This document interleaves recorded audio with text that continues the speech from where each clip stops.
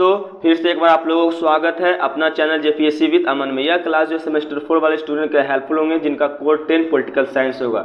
I hope यह class आप लोगों को बहुत अच्छा लगेगा। आज का इंपॉर्टेंट क्वेश्चन आप लोग देख सकते हैं कि राजनीतिक संस्कृति से आप क्या समझते हैं, इसके विभिन्न प्रकारों की विशेषताओं का क्या करना, वर्णन करना। तो देख सकते हैं कि राजनीतिक संस्कृति की अवधारणा संस्कृति के विचार पर आधारित होता है और संस्कृति में किसी देश के लोगों के व्यवहार, मान्यताएं, विश्वास, घृणा, स्वामी व्यक्ति, साहित्य, परंपराएं, कला, कौशल, सामाजिक मूल्य, नैतिकता आदि बातें के शामिल होती है। अब देखेंगे राजनीतिक संस्कृति की परिभाषा। विभिन्न विद्वानों द्वारा परिभाषा दिया गया है। पहला देखेंगे लुइसियन पाई के अनुसार देखिए क्या बोलते हैं, राजनीतिक संस्कृति उन अभिवृद्धियों की, विश्वासों तथा मनोभावों का सेट या समुच्चय है जो राजनीतिक प्रक्रिया का अर्थ प्रदान करता है। क्या करता है, राजनीतिक प्रक्रिया को अर्थ प्रदान करता है।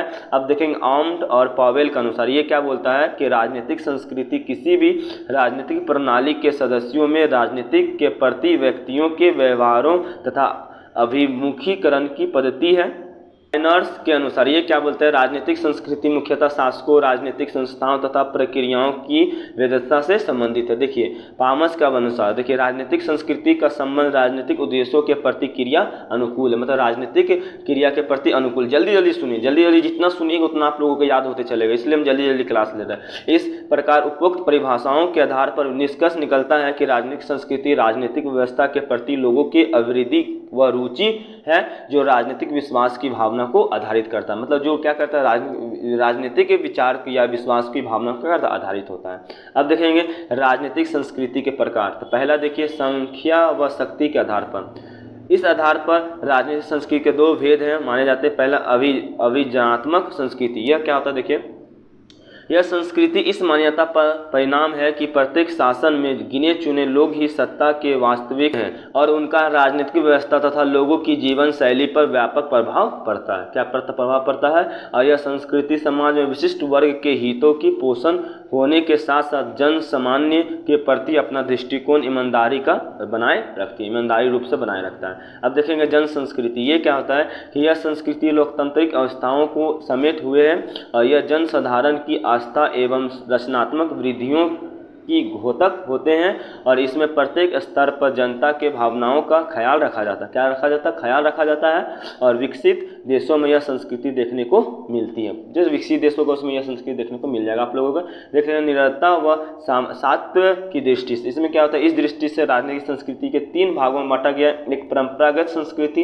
दूसरा आधुनिक राजनीतिक संस्कृति, तीसरा मिश्रित। अब एक एक करके हम लोग देखेंगे। चलिए आदि संस्कृति का संबंध जन सामान्य से होता है जबकि आधुनिक राजनीतिक संस्कृति का संबंध विशिष्ट वर्गीय शासकों से होता है। और ब्रिटेन तथा भारत में मिश्रित संस्कृति की पाई जाती है। मतलब दो देश है जैसे ब्रिटेन और भारत में मिश्रित संस्कृति पाई जाती है। ठीक है, ये डिफाइन कर दिएगा करके। अब देखेंगे हम लोग राजनीतिक सहभागिता के आधार पर। तो इस आधार पर वर्गीकरण करने का प्रमुख विद्वान जो आमंड वर्षा है। इसमें राजनीतिक संस्कृति को 3 भागों में बांटा गया। कितने भागों में, 3 भागों में। पहला देखिए साकर्ण्य राजनीतिक संस्कृति। इसमें क्या कहता है कि इस प्रकार की राजनीतिक संस्कृति कम विकसित तथा परंपरागत राजनीतिक समाजों में पाई जाती है। ठीक है, और इसमें जनता राजनीतिक के प्रति उदासीन हो जाती है और राजनीतिक नेता ही सभी कार्यों का क्या निर्वहन करते हैं। जितने भी होते हैं सबको इस कार्यों को क्या करते हैं, निर्वहन करते हैं। नेक्स्ट प्रकार देख सकते हैं पराधीन राजनीतिक संस्कृति। इसमें क्या होता है कि इस प्रकार की राजनीतिक संस्कृति में जनता अकर्मण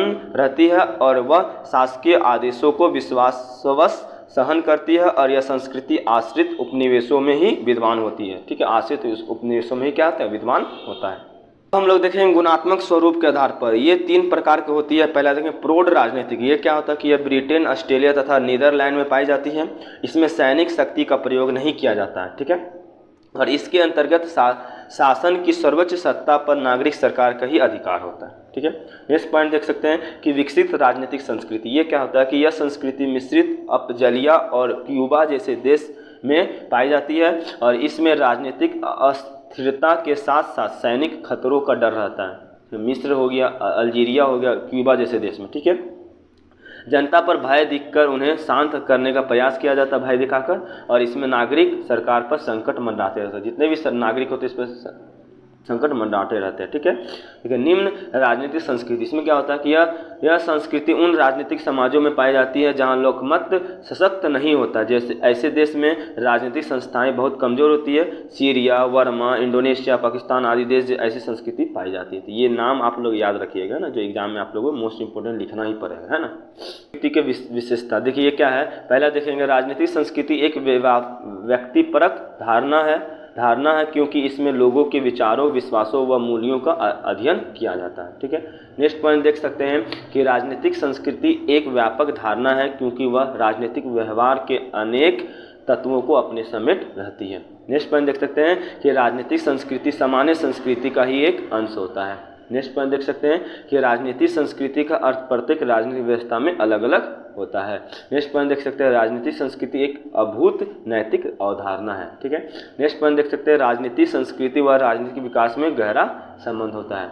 नेक्स्ट पॉइंट देख सकते हैं राजनीतिक संस्कृति एक ज्ञानात्मक व परिवर्तनशील अवधारणा होता है। ठीक है। लास्ट में निष्कर्ष लिख देंगे और लिख देंगे कि इस प्रकार उपरोक्त विवेचना के बाद हम कहा जा सकता है कि विभिन्न आधारों पर राजनीतिक संस्कृति के अनेक प्रकार होते हैं, मतलब सभी देश में अलग अलग की राजनीति होती है और इनके पृथक विवेचना का अत्यधिक महत्व होता है। और यह बात तो सत्य है कि प्रत्येक देश किसी न किसी प्रकार की राजनीतिक संस्कृति से जुड़ा हुआ है। ठीक है। और आज भी सभी देश राजनीतिक संस्कृति के साथ ही उप राजनीतिक संस्कृतियाँ भी उभर रही है। तो इस प्रकार से आप लोग आंसर को एंड कर सकते हैं। फिर मिलेंगे नेक्स्ट क्लास में, तब तक के लिए बाय बाय।